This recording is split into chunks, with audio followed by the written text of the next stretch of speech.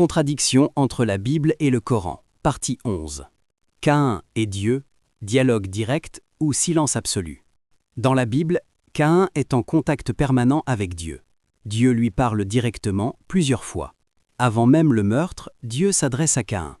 Genèse chapitre 4, versets 6 à 7. Et l'Éternel dit à Caïn, « Pourquoi es-tu irrité, et pourquoi ton visage est-il abattu ? Certainement, si tu agis bien, tu relèveras ton visage.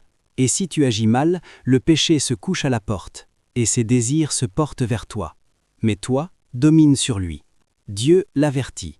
Il lui parle de son irritation, du danger du péché. Puis, après que Caïn ait tué Abel, Dieu lui parle à nouveau. Genèse chapitre 4, versets 9 à 10. L'Éternel dit à Caïn, « Où est ton frère Abel ?»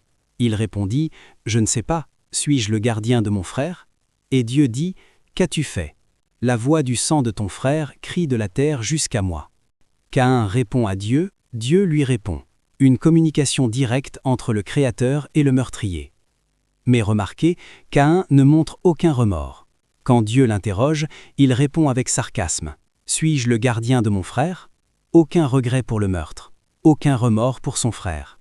Donc, dans la Bible, Caïn dialogue directement avec Dieu avant le meurtre, après le meurtre et même pendant sa punition.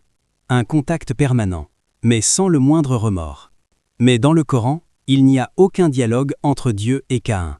Dieu ne parle jamais à Caïn et Caïn ne parle jamais à Dieu. Silence total. Par contre, le Coran donne un dialogue entre les deux frères. Sourate 5, verset 28.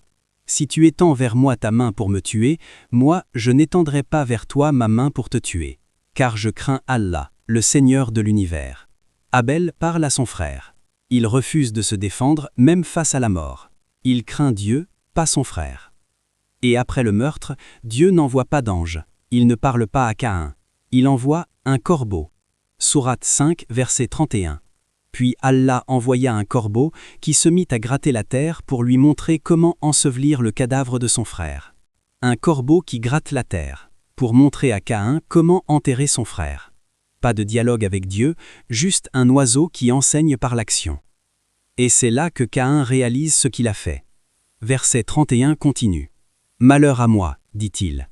Suis-je incapable d'être comme ce corbeau à enterrer le cadavre de mon frère ?» Il devint alors du nombre de ceux que ronge le remords.